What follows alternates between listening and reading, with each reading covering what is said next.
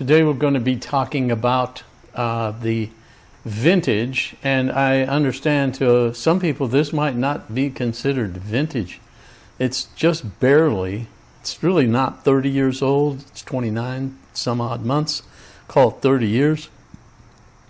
To some people, a 30-year-old piece of electronic equipment is not that vintage. I mean, I'm almost 72 years old, so vintage to me, I always think about, 1950s, 1960s, 1970s. I don't think of 1994. However, I mean, let's face it, 30-year-old audio equipment is that's vintage. So I'd like to look at the MiniDisc. This is the Sony 501 MiniDisc. And I'm not going to go out on the limb and say, well, this was the very first MiniDisc. Probably not, but I think it's right in there.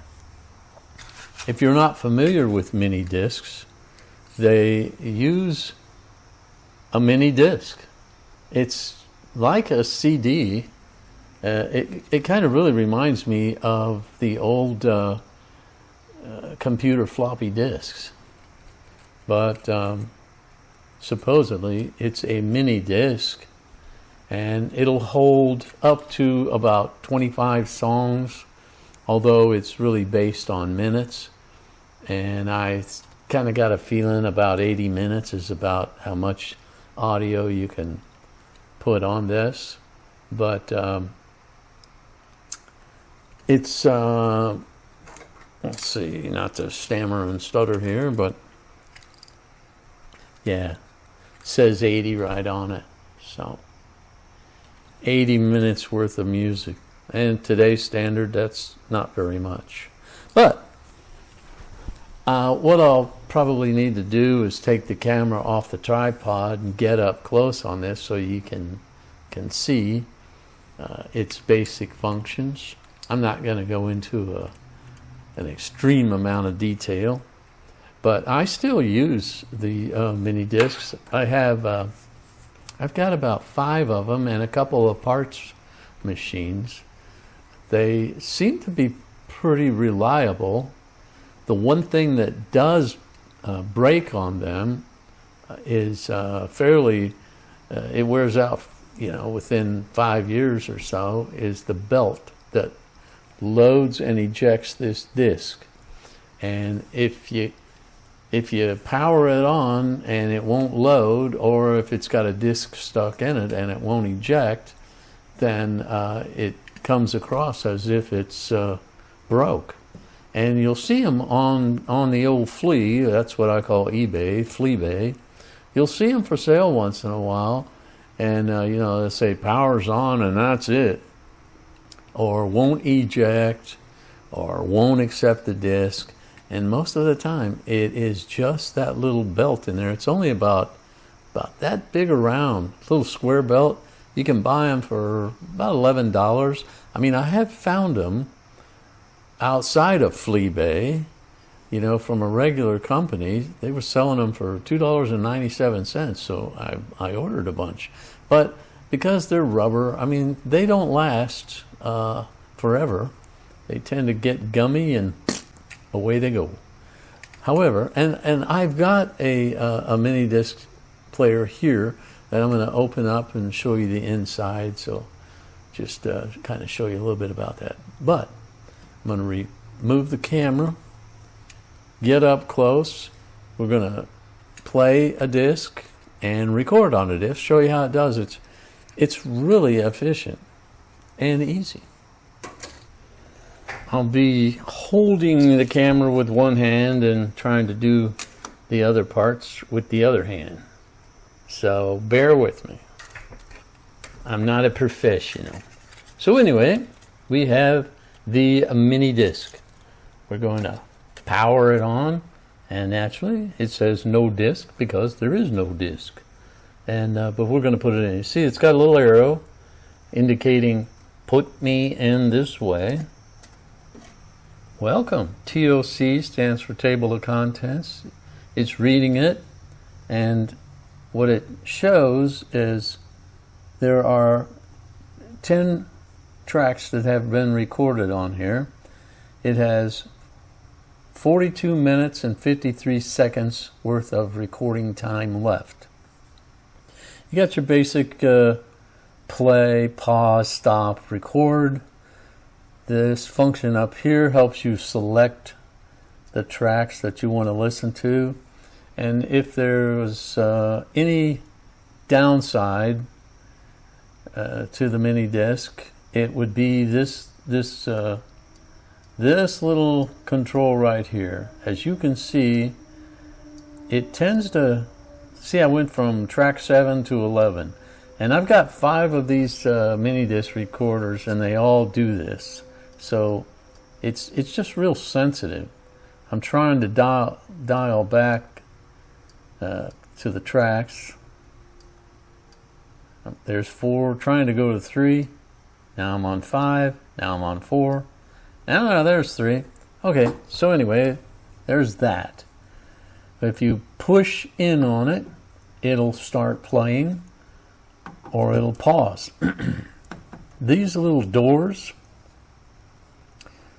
open and show us some more controls, but most of the time these doors are broke off, like this one on this disc player. So I'm just saying, if you ever go to buy one, don't be surprised if the the door's gone. So here we have our edit function, and you know, if you want to erase a track or erase the whole thing or do some editing, push that button. It'll ask you some questions over here on the display. You hit yes and go from there. Now I know this is God dang. Oh, I was going to say, boy, this thing's looking really dirty. But you know, under magnification, dust shows up that you just don't see with the normal eyeballs. So anyway, the rest of our functions: play mode,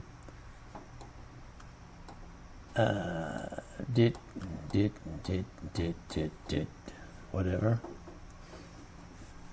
You can tell I don't get too deep into the weeds for details on stuff. I don't know. I just don't. That's just me. The timer is on play.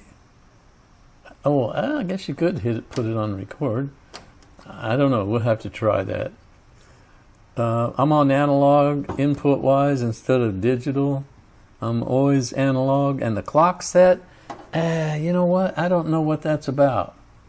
And I'm not going to push it to find out, because I don't need it. If it ain't broke, I don't fix it. So anyway, let me play something here and figure out which one are we on. We are on MiniDisc number 1. So that is MD1. I've got that on channel 5. There is channel 5. Let's play something. I've got bad feeling. My baby's doing something wrong. Yeah.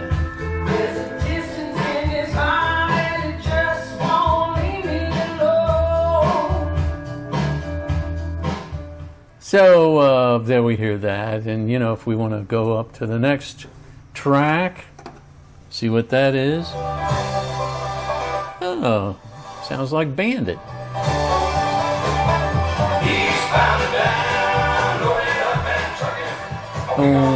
What's on 5?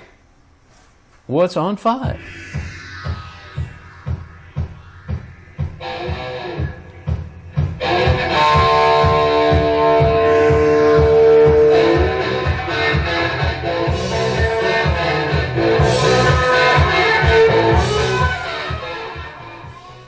So you're getting the idea, right?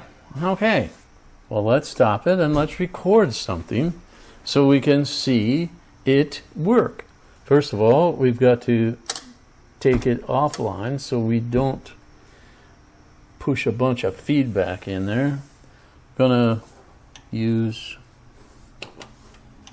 this CD player Got some Skinner.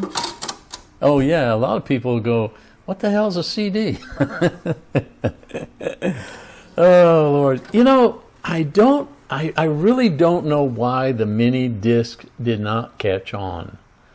It is so much easier to use. Of course, I realize, you know, this is 2023 where it wouldn't be considered so easy to use, but hey, I still do CDs. I mean, let me show you something here.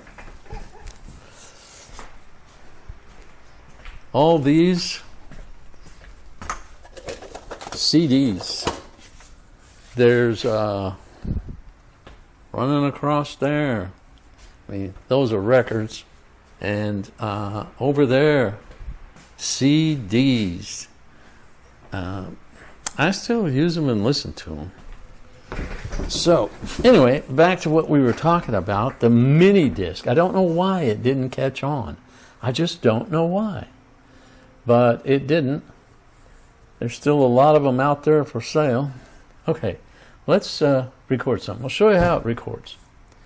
First of all, when you hit the record button, open this up in case we need to set the levels, what it will do, since there are 11 tracks that are recorded, it will automatically start the 12th track, and it puts that into the table of contents. Now we need to play some, get some audio going.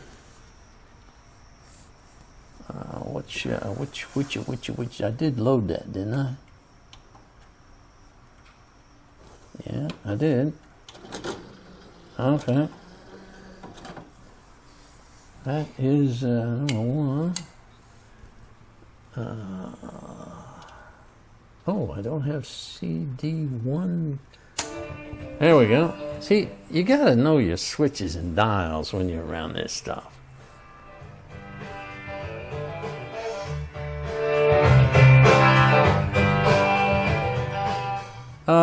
I don't want to record Alabama. I like that song, but every time I hear it, you know, I see Forrest Gump. He's dancing in the living room with Jenny.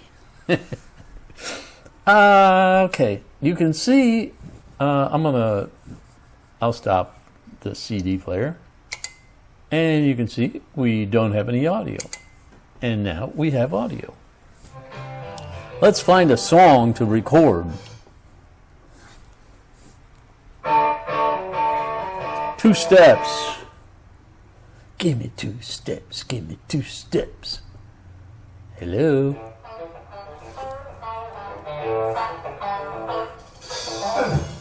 Ooh. Skinner, it's too bad. It's too bad he crashed his airplane.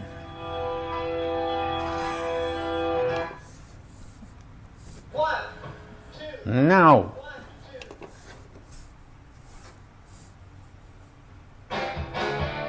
No. There we go. All right. I like that smell. It's just a good Vietnam era song. Okay, I'm gonna pause. I'm gonna go back. Oh, I need to get the volume. I need to get my level set, don't I? Dang. You think I'd know what the heck I'm doing?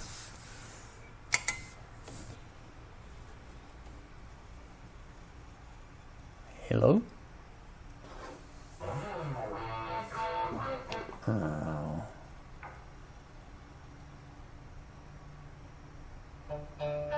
Oh, I went all the way back. I'll walk it on through here. I think this is it. No, this is it. Here we go. Get the levels.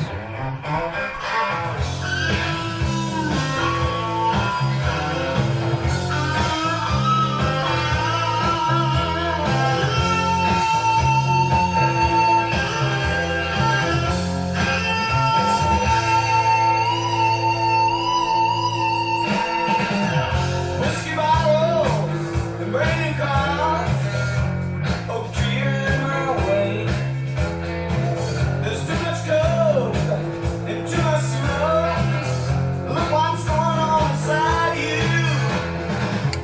Well, with one-handed it's a little difficult. I'm just going to stop this and start it again because I want to adjust these two potentiometers here to get the level split just right.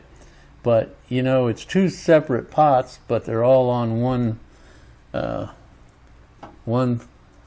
flamingo, whatever you want to call it.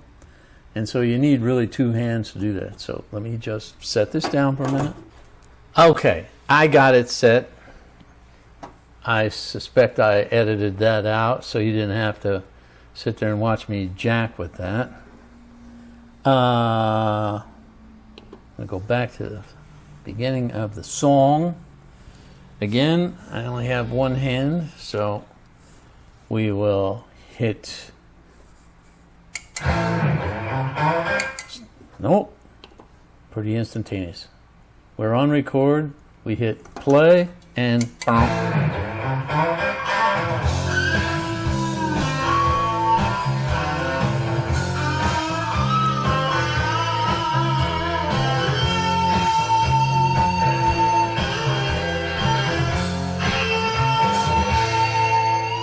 So, we are recording.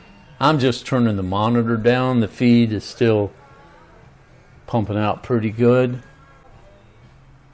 And all we have to do is hit stop, pause, and record function is discontinued. There we go. Now on pause, we could resume, but I'm going to hit stop. I'm going to hit stop. Now we're going to play this back. So what we do, we go over on the console, turn on MiniDisc number 1. It is on channel 5. Channel 5 is here. Program. Turn the monitor up a little bit so we can hear it. Go over onto the MiniDisc and find program 12. There it is. Hit play.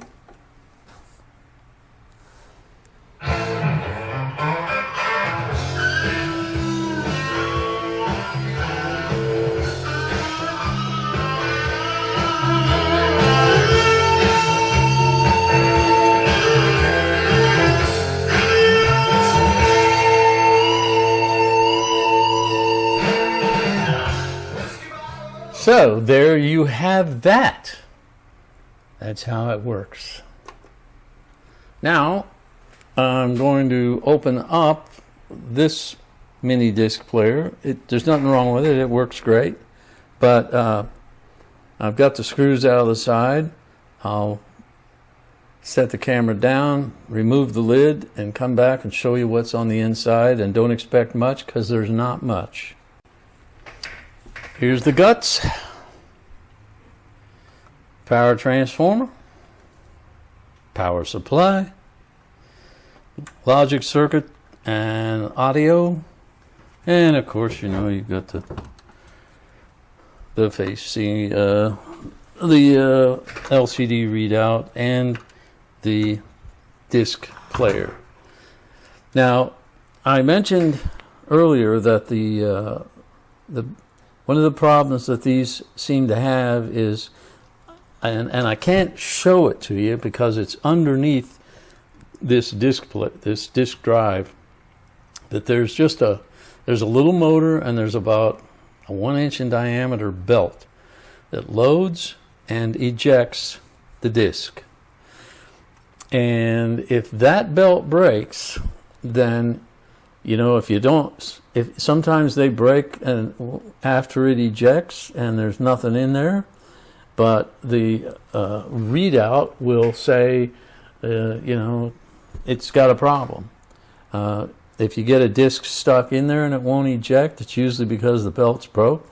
But once that belt breaks, it doesn't want to function. But they're really easy to replace. And I make it sound like, oh, they break every day. No, no, no. I mean, I don't know, they last 5-8 years, but they're rubber and they decay. But all you have to do is unscrew this screw,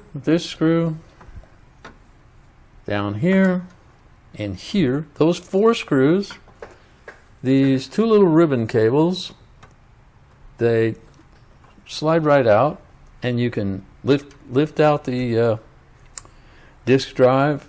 You can easily get to that little rubber belt, replace it, put the thing back together, and you're good to go. And like I said, you'll find these for sale on eBay, and they'll say power's on, and that's it. Don't know. Won't do anything. Won't eject, won't play.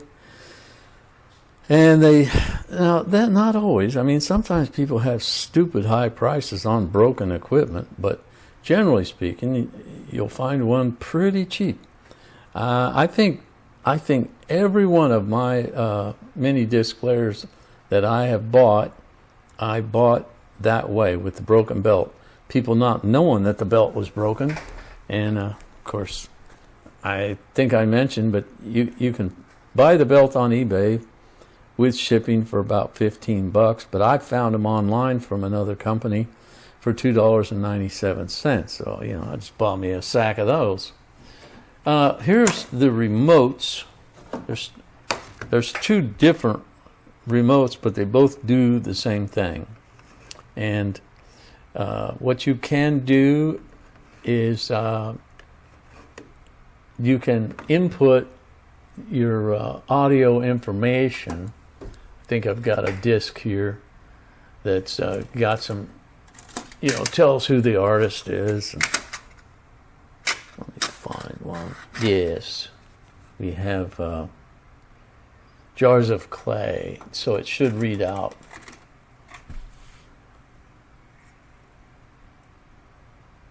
Jars of Clay. And I think it's whatever song, Liquid, is on number 1.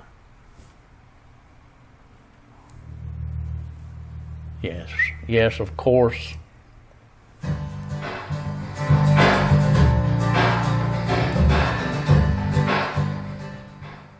There we have the Sony MiniDisc 501.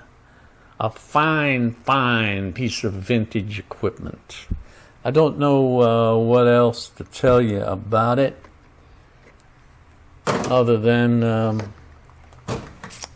I appreciate the fact that you came here and watched what I had to say. I would also appreciate it if you'd be willing to subscribe to my channel. That helps me build my channel. And hey, I wouldn't get mad if you hit the like button. So with that, I say thank you and catch you on the next video.